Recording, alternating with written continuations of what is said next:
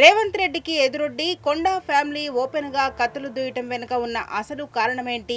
అనుముల సోదరులు తెర వెనుక చక్రం తిప్పుకుంటున్నారంటూ కొండా సుస్మిత చేసిన తీవ్ర అవినీతి ఆరోపణల్లో నిజమెంత? 60 మందికి పైగా ఎమ్మెల్యేలున్న కాంగ్రెస్ లో రేవంత్ కి మద్దతుగా నిలిచింది కేవలం 17 మందేనా? పార్టీలో రేవంత్ నాయకత్వానికి ఉన్న అంతర్గత బలమెంత? మంత్రికి తెలియకుండానే శాఖాపరమైన నిర్ణయాలు తీసుకోవడం కొండా సురేఖను పక్కన పెట్టేందుకేనా? ఒకవేళ కొండా సురేఖను మంత్రివర్గం నుంచి తప్పిస్తే ఆమె దగ్గరున్న ఆ బ్లాక్ బుక్ రేవంత్ సర్కార్ కొంప ముంచుతుందా? కాంగ్రెస్ కు గుడ్ బై చెబితే కొండా సురేఖ తదుపరి అడుగు ఎటువైపు ఉంటుంది? మార్పు కావాలి, కాంగ్రెస్ రావాలి అని నిందించి అధికారంలోకి వచ్చిన హస్తం పార్టీలో ఇప్పుడు జరుగుతున్న పరిణామాలు చూస్తుంటే తెలంగాణ ప్రజలకు అక్షరాల దిమ్మ తిరిగిపోతోంది. ప్రతిపక్షాల విమర్శల సంగతి పక్కన పెడితే సొంత పార్టీ నేతల అసమ్మతి సెగలతో తెలంగాణ కాంగ్రెస్ ఒక సస్పెన్స్ వెబ్ సిరీస్ ను మించిపోయే ట్విస్ట్లతో నడుస్తోంది. ముఖ్యంగా రేవంత్ రెడ్డి ఏకపక్ష వైఖరి, సొంత నేతల్నే తొక్కిపెట్టే రాజకీయాలతో కాంగ్రెస్ పార్టీ పునాదులు కదులుతున్నాయి. అచ్చమైన కాంగ్రెస్ ఇప్పుడు పచ్చ కాంగ్రెస్ కాళ్ల కింద ఉంది.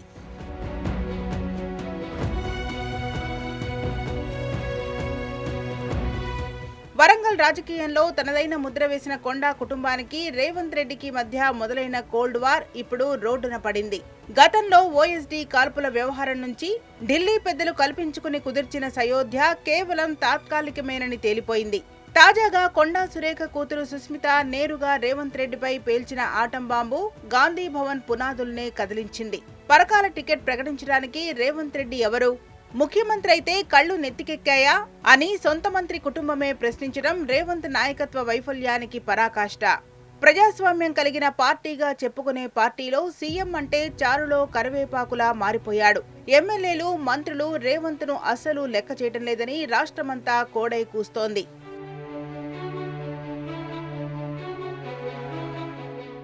రాష్ట్రంలో ఏ ప్రతిపక్షం చేయని తీవ్రమైన ఆరోపణలను స్వయంగా మంత్రి కుటుంబమే చేసింది. సీఎం రేవంత్ రెడ్డి సోదరులు తెర వెనుక చక్రం తిప్పుతూ అధికారాన్ని అడ్డం పెట్టుకుని వేల కోట్లు దోచుకుంటున్నారని పబ్లిక్ గా ఏకిపారేశారు.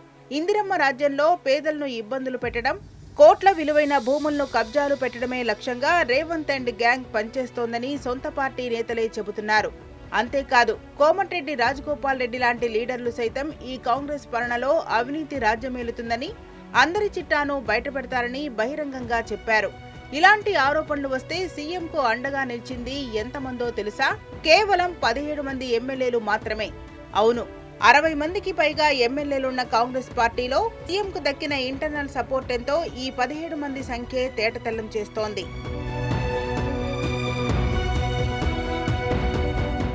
తమ మాట వినని నేతలను మానసికంగా దెబ్బతీయటానికి రేవంత్ రెడ్డి ఏ స్థాయికైనా వెళ్తారనడానికి పర్యావరణ అటవీ శాఖలో జరిగిన పరిణామాలే నిదర్శనం. సంబంధిత మంత్రి కొండా సురేఖకు ఎలాంటి సమాచారం ఇవ్వకుండా, కనీసం మాట మాత్రం చెప్పకుండా ముఖ్యమంత్రి కార్యాలయమే నేరుగా జోక్యం చేసుకుని అధికారుల డిప్యుటేషన్లను రద్దు చేసింది. ప్రజాస్వామ్యబద్ధంగా సాగాల్సిన పాలనలో ఇటువంటి నియంతృత్వ ధోరణి ఏమాత్రం తగ్గదు. ఈ అవమానాలు భరించలేక రేవంత్ రెడ్డి కాంగ్రెస్ నుంచి కొండా సురేఖను మంత్రివర్గం నుంచి తప్పించే కుట్ర జరుగుతుందని బీసీ సంఘాలు మండిపడుతున్నాయి. కొండా సురేఖను అవమానకరంగా మంత్రివర్గం తప్పించిన వెంటనే ఆమె వద్ద ఉన్న కాంగ్రెస్ నాయకుల అవినీతి బ్లాక్ బుక్ బయటపడడం ఖాయం. సురేఖ, సుస్మిత ఎక్కడా తగ్గడం లేదంటే యనుమల బ్రదర్స్ అవినీతి సామ్రాజ్యానికి సంబంధించిన చిట్టా వారి దగ్గర బలంగా ఉందనే తెలుస్తోంది.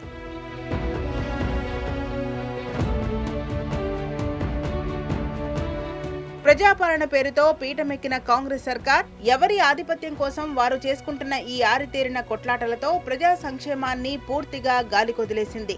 సొంత పార్టీ నేతల్నే కలుపుకొని పోలేని రేవంత్ రెడ్డి ఏకపక్ష ధోరణి, కొండా ఫ్యామిలీ తిరుగుబాటు సెగలు రాబోయే రోజుల్లో తెలంగాణ రాజకీయాల్లో ఎలాంటి తీవ్ర పరిణామాలకు దారితీస్తాయో చూడాలి.